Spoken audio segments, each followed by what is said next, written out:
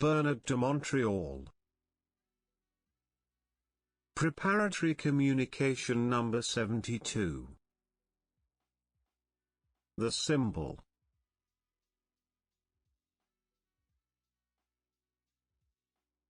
The symbol, in its basic structure, allows man to understand certain things, that is, to realize them through the lower part of his mind.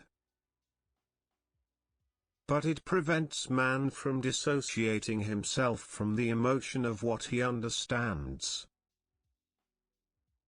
And sooner or later, the symbol will make him prisoner of some form of understanding, so that he can never completely free his mind. Because the symbol will always link his mind to the chain of emotion. The symbol has no real value unless it is given a serious value, then it becomes an indicator. And it is as an indicator that it should be used, rather than as an instructor. The symbol is a tool for man, and as a tool, it always serves the forces that dominate man. For primitive man in real intelligence, as he is, needs to be nourished. And the symbol for him is great food. And the simplicity of the symbol becomes the mark of his intelligence. But man has another level of intelligence that is not symbolic. And this other level, when it is recognized in man, instructs him of all that he must know. And any symbology is foreign to him because this intelligence is free of emotion. That is, it is free and above man. The symbol belongs to this category of things or mental forms that correct human action. But human action, when it is conscious, does not have to be corrected because it is predetermined. That is, it must be experienced so that a shock, or a descent of energy, is felt in man to raise his consciousness, the vibratory rate of his subtle bodies, so that one day he can be in contact with the invisible universes, where the symbol no longer exists because the form is then under the control of man, instead of him being under the control of form. To understand that everything is symbolic for man is difficult, as long as he has not realized the infinity of intelligence. Then it is easy for him to recognize that everything is symbolic, because he no longer has to interpret reality. He is in it. And when man is in the reality of his higher mind, he sees everything from this reality and can no longer be subjected to the value of the symbol, because there is no longer any emotion in his mind. A mind without emotion is a pure mind. That is, a mind that no longer cares about knowledge, but can know. The symbol is good for man, if he does not care about it excessively. Then, it simply becomes a tool of the lower mind that allows it to develop better. But as soon as he takes care of it, or worries about it too much, this tool takes control of the mind by infusing it with an emotionality, or the emotionality of the symbol, and man then loses his mind. That is, his power. Man will discover when his mind changes, that the universe is actually the opposite of what he believes. A little like in the case of the photographic plate. And the reason why the universe is the opposite of what he believes comes from the organization of his senses and the sense of his mind that the astral body communicates to him. If the universe were perceived by man as it is, it would be impossible for him to grow. For to grow biologically, the pressure of energy on forms must be reversed, i.e., neutralized, so that forms can take up space. If space is suitable for form, it is not suitable for spirit. For spirit is unidimensional. That is, it exists only in relation to itself, and not in relation to a reflection created by form. Hence, the need for man to grasp everything by symbolic means. And it is from this condition that the philosophical development of symbolic thought is born. But the symbol loses its importance when man merges with energy. For from this point on, his mind no longer needs reflection to become aware, for he is already free of form. In other words, free in the universe of matter. Being free in the universe of senses, he is able to throw light where he manifests himself, whether on the material plane or on a parallel plane, because he uses his own light to illuminate the form, being then a being of light instead of a being of darkness. It is darkness that has forced man to develop a symbology, in order to better understand his path through darkness. But as soon as man comes out of darkness, he will no longer need symbolic support, because then he will be free of form, because his mind will have become aware of his own energy, that is, of his origin. And when the spirit becomes aware of its origin, where it is in time no longer poses a problem, because time no longer exists according to the lower mind, subjective thought, but according to the events that are familiar to it.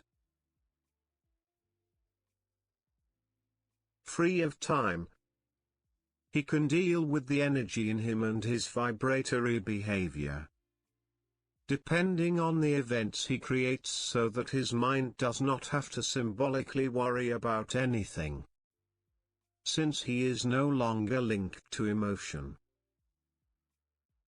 This freedom is absolute and is becoming ever greater and more real, because it no longer stems from a psychological condition, but from events that are themselves dynamic forms containing possibilities for energizing the mind, so that it can become increasingly conscious of its infinity, of its immortality. The symbol hinders the development of real intelligence, because it belongs to the ego. It is used by the ego, by the dark part of man. And its usefulness, although valid in itself in terms of involution, must be neutralized when man evolves towards a higher consciousness, or a consciousness that is no longer attached to form, but to spirit. But for man to be completely dissociated from the symbol, he must experience fusion. That is, he must know the power of light in him, because only this light, this intelligence, can elevate him above the egoistic consciousness where the symbol is located, and where it is used.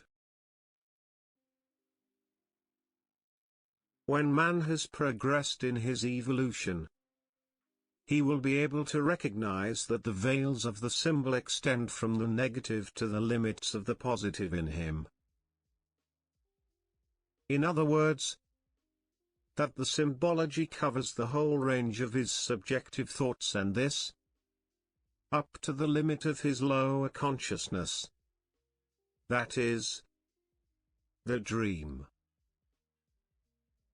Hence, moreover, why it is impossible for him to penetrate behind the veils that hide the worlds of light and intelligence.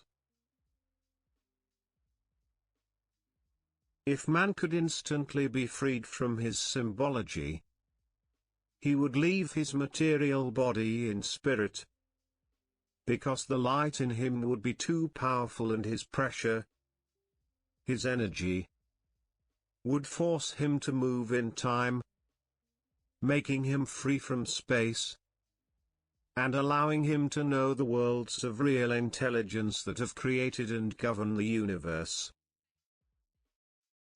The symbol is so powerful in human beings that it is at the source of their ignorance. In other words, ignorance is symbological. The symbol is so powerful in man that it pushes him to create an all-powerful God for himself. Symbol again, taking origin in the need to understand the origin of things, when in fact everything is energy and everything flows from the evolution of energy through time. The greatest security of the mind is in the creativity of its intelligence, not in the symbolic interpretation of that creativity. It is from the point where the mind symbolically interprets reality that it begins to merge. For it creates thoughts that are more and more subtle, more and more subjective, more and more tenebrous, of which the fifth sub-race of the 20th century is the saddest example. The psychological activity of the symbol becomes evident when man becomes aware of the energy of his mind, when he is no longer chloroformed by the value of the symbol. He can then begin to realize that the intelligence of his mind perspires through the symbol and seeks to communicate something new. New, therefore real, to him that he could not previously have imagined he could recognize. Then the game begins to turn. Man begins to become aware of his higher real intelligence and to see through symbolic intelligence. He then begins to realize that the life of his senses is not real in itself, and that his reality is only a temporary convenience due to the balance of his subtle bodies. If this balance were to be upset, it would be in a parallel universe where the life of the spirit underlies the life of matter. The spirit of man is a reality that can only be known outside the territory of the senses, because the senses bring impressions to the intelligence, which the latter must interpret symbolically so that the spirit maintains a balance with the ego. But when the ego begins to free itself from the symbol, it can very well keep its balance, and at the same time become aware of the parallel worlds that are part of its internal limits, that is, of its total consciousness.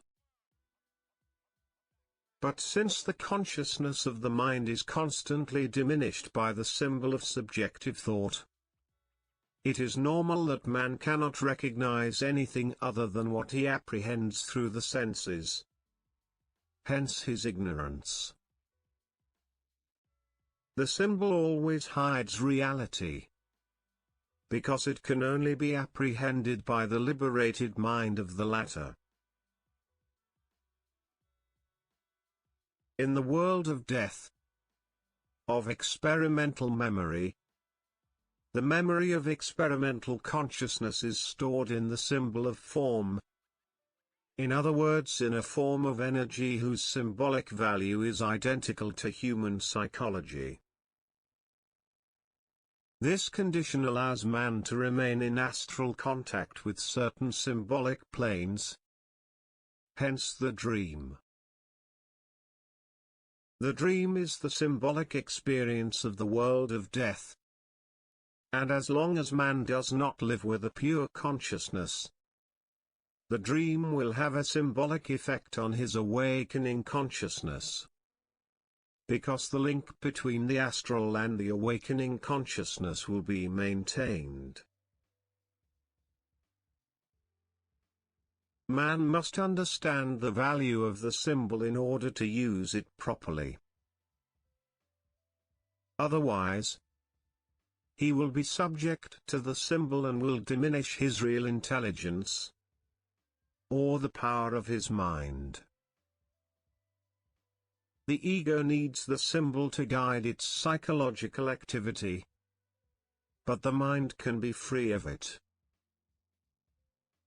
And as long as the laws of form are not perfectly understood by man, he will have difficulty grasping the value and symbolic power of form. For form, to be interpreted and made useful, must be grasped by the lower mind in a symbolic form. As long as man is unconscious, he suffers this symbolic condition, because he tends to take the symbolism of form seriously. When man has reached a supramental higher level of consciousness, he will be freed from the symbolic importance of form, and will then be able to use form, not for reasons of psychological security, but for facts of construction, in order to elevate his relationship with it. The symbol produces in the lower human mind such a dense partition between the ego and the spirit that it is impossible for the spirit to exorcise the ego from the form and use it for the benefit of the ego. That is why man is ignorant, not because he is not intelligent, or capable of intelligence, but because his intellect, his ego, needs to symbolically interpret reality instead of leaving this task to the mind, so that he can benefit from it. In other words, the ego in its consciousness, or in its race to intelligence, to knowledge, has removed from it the power of the spirit. Then he found himself alone, trapped in a multitude of forms whose symbology had exhausted his possibilities of fully understanding reality. That is why the future of man will be based on the power of the spirit over the ego. The union of the two, the relationship between the two, so that the symbol cannot interfere between the ego and the spirit, or the real intelligence of man. From this evolution will emerge two new principles in man. First, he will be able to understand with great ease what will be given to him to understand through the mind. And secondly, he will no longer feel alone. That is, the presence of the Spirit, once recognized, will allow the ego, the man, to always have an explanation of the data of his existence. This will forever eliminate the need to symbolize what he does not fully understand. The symbol, in its purest form, preoccupies the ego and forces it to contemplate the infinity of the spirit with which it has no contact. And this tension is at the root of man's philosophical attitude. Man is philosophical because his ego wants to serve what the spirit knows, but not by being in conscious vibratory and telepathic contact with him, but by means of the symbol that conceals the spirit and makes it powerless to perfectly enlighten the ego. So that the ego is lost in myriads of conjectures, which advances his lower mind, but cuts him off more and more from the power of his spirit, from his real intelligence. So, instead of his subtle bodies undergoing a constant vibratory change, because of the relationship between the ego and the spirit, they only distort more and more, until the day when pollution, where imbalance, puts man and his race in danger. The symbol translates for the ego what it wants to recognize emotionally as real, but does not allow it to know. That is why the most symbolically affected ego finds it very difficult to transform its subtle bodies.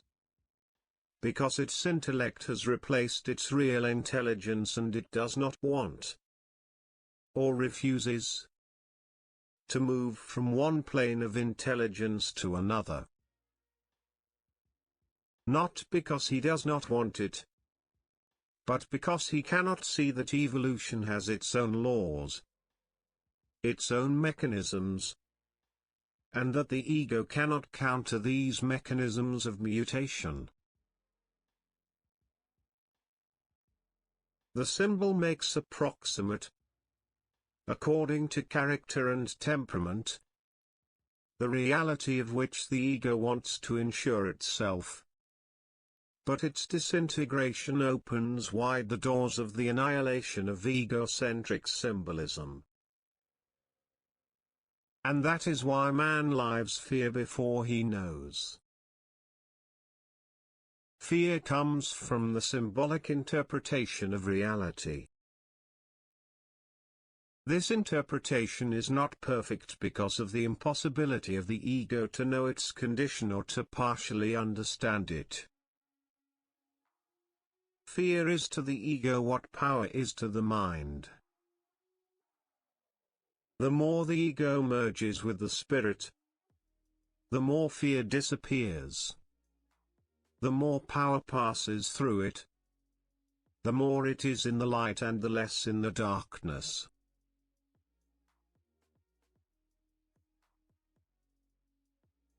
The symbol creates fear, because in the depths of every being there is anxiety and fear of death. But this anxiety is born of the value we give to life. In other words, our symbolic interpretation of this value. And, in addition, of the inability to know what death means. So the phenomenon of dying also forces us to symbolically interpret this experience. From there, our helplessness in the face of death and our anxiety in the face of it. But if the ego and spirit were in harmony, these aspects of mortal life would be translated into terms of energy and real intelligence. so that the ego would no longer be enslaved by this fear. Then it could recognize the right it has to a continuity of consciousness after the disappearance of the material body, so that the fear of death would disappear, and the power of the spirit would increase in man, until the day when he could command his mortal matter and melt his spirit into it, so that it would no longer be subject to the laws of matter, but to the laws of the spirit. That is why immortality is inevitable in man. Then the symbol forces man to question, without him realizing it, the power of the spirit over matter. And that is why man, doubting his power, loses it and dies. There is much more to symbology than man can imagine. First, any symbology serves conditions other than those of the ego. In other words, symbology in one form or another predisposes man to truth or lies, so that man is always poorly served, because his ignorance will polarize his mind, and once polarized, the mind loses its power. For power to manifest itself in man, his mind must not be divided between good and evil. It must be above these two manifested aspects of energy in the symbolized form. For the mind to invite the ego to its light, it must be able to live outside the duality created by symbolism. Then he can understand the truth and the lie, see and understand its root causes, but never be affected by it. This is the free spirit of man. Symbology no longer has power over him, and the ego is free to channel the energy of light. In other words, he can begin to be creative and generate forces on his plane that will serve to raise consciousness and perfect his life. Symbolism touches all aspects of subjective thinking. And as long as it becomes important in the mental life of man, it leaves a trail of anxiety that must disappear one day, if human beings are to come to be comfortable in their own skin. As long as symbolism is not extinguished, it produces reflection in the mind, and this reflection creates more and more forms, so that man cannot be fully comfortable with himself. For reflection in his mind will push him to think subjectively instead of communicating perfectly with his intelligence, his mind. Symbolism hinders evolution, but allows the development of the lower man. It increases mental activity, but decreases the activity of the mind in the mind. It sharpens the vision of man, but does not round off his knowledge. It occupies man, but forces him to worry about things that can only be clearly explained by his mind.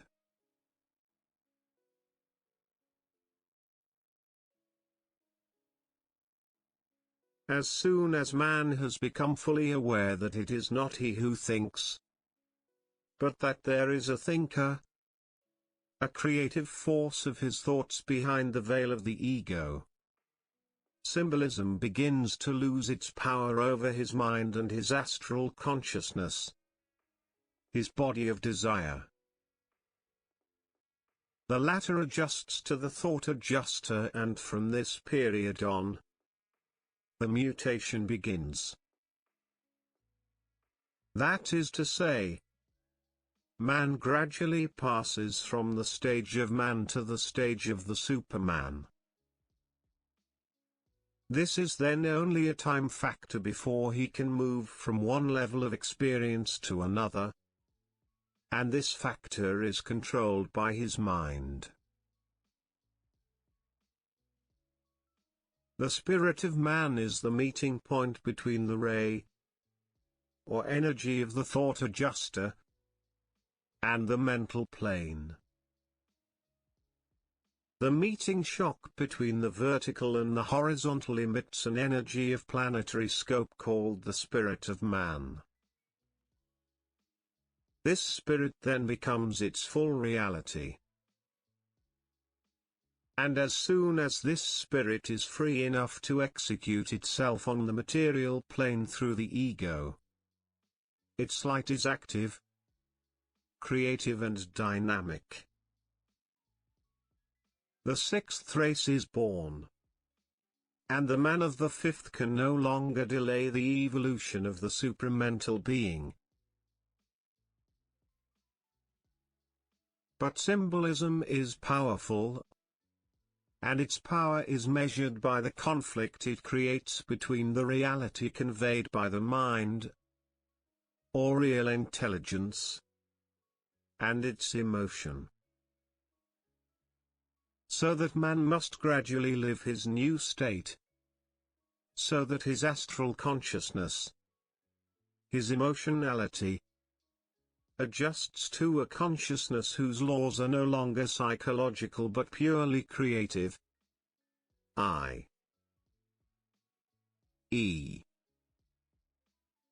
not symbolic.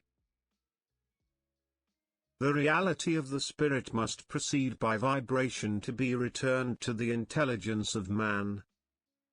And this passage requires that human consciousness loses its appeal for the psychological security of the symbol. The symbol intervenes in the life of man and in his dream, because reality must be lived in, or under, conditions that are totally irreducible symbolically. And it is precisely this condition that makes reality terrifying for the unconscious and accustomed to symbolism.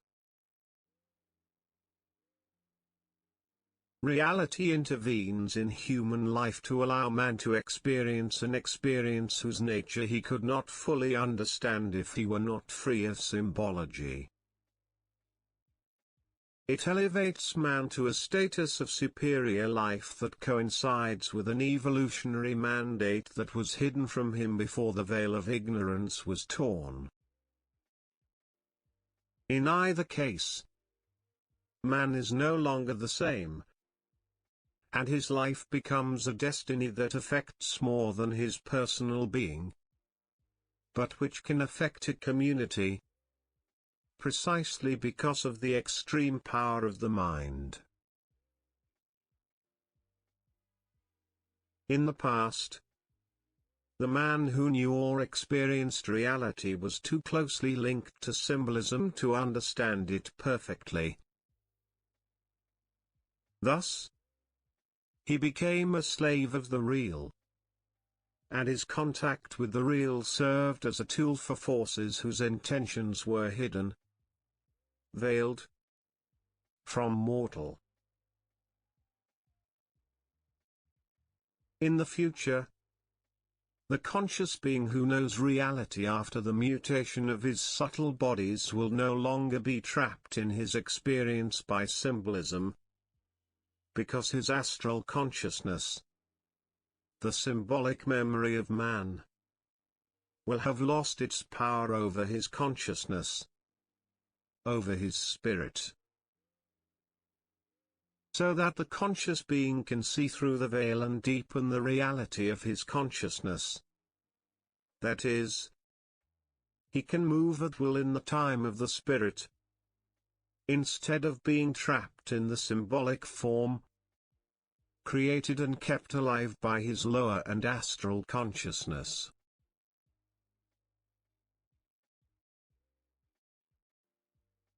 The role of the symbol in his life will be over, and the conscious man will be able to begin to intervene etherically in the mental plane, and will be able to bring back from the mental plane the knowledge that will be stored in his etheric memory. Man's memory, no longer being astralized, will allow him to build a new civilization that will be tested by the forces of domination, the test of symbolism. The sixth race will dominate the earth, and the earth will again be fertile. Man's entry into the ether depends on the decontamination of his mind by the symbolism of the form. Symbolism binds man to form. In other words, it separates the ego from the spirit. In other words, it denies the existence of the reality of the spirit in the experience of the ego. So the latter is forced to rely on what he sees symbolically, instead of being able, through his mind, to go beyond what he sees, to see something else that is real. Reality is not necessarily far from symbolic reality in itself, from the astralized reality of the symbol.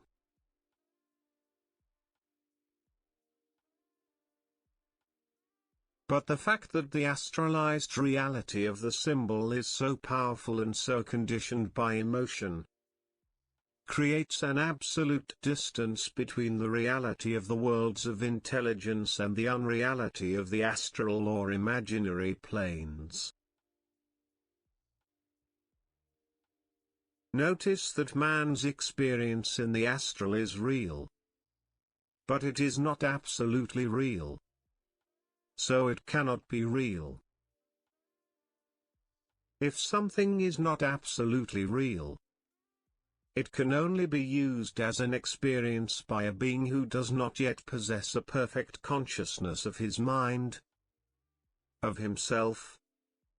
Hence the phenomenon of fusion. The man of tomorrow will experience fusion. That is, the close connection between his mind, his ego and the ray. And this fusion will put an end to the symbolic role of the soul in the life of man, and will put him in contact with reality.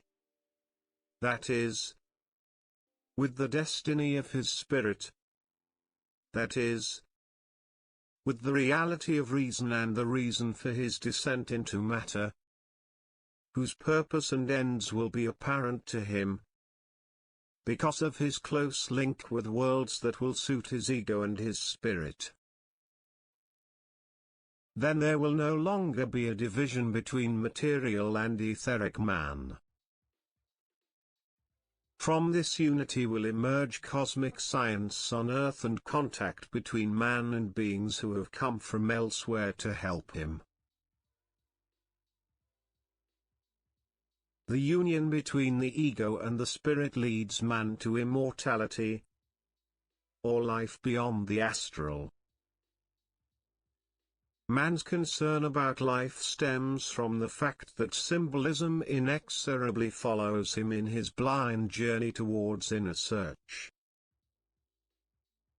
However, the inner search depends only on the psychological support that his research seems to give him. The latter is only the product of its real powerlessness. That is, the lack of communication between the ego and the mind.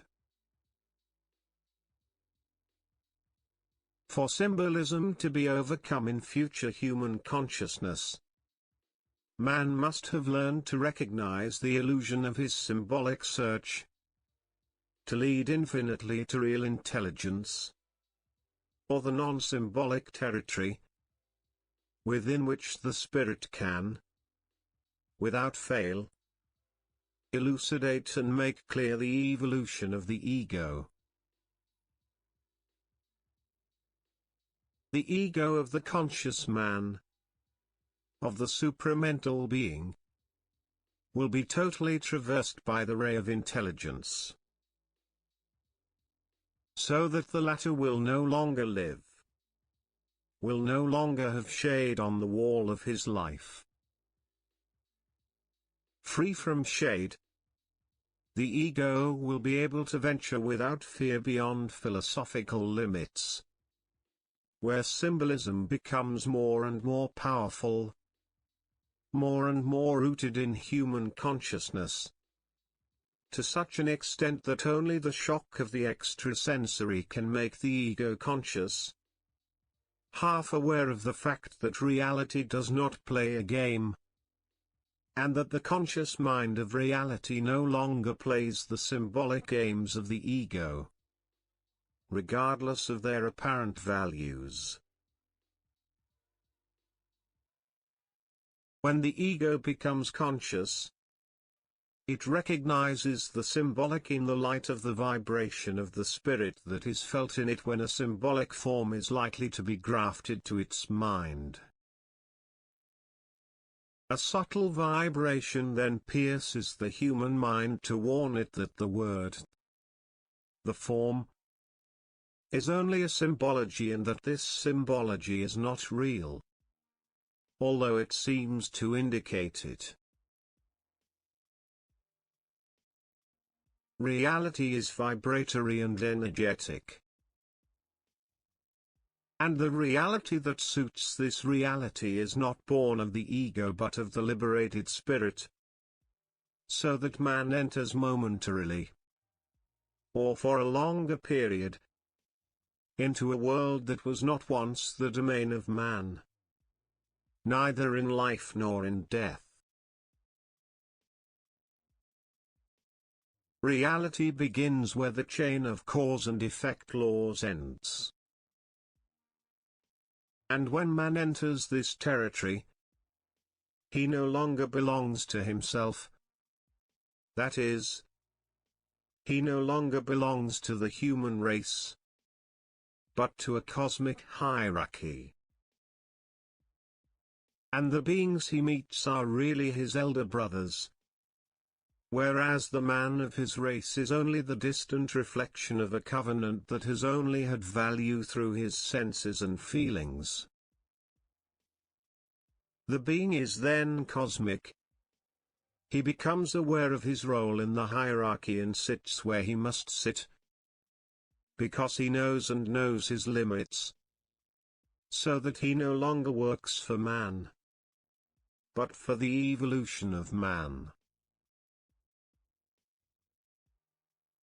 As long as man works for man, he is a prisoner of the symbology of his ego.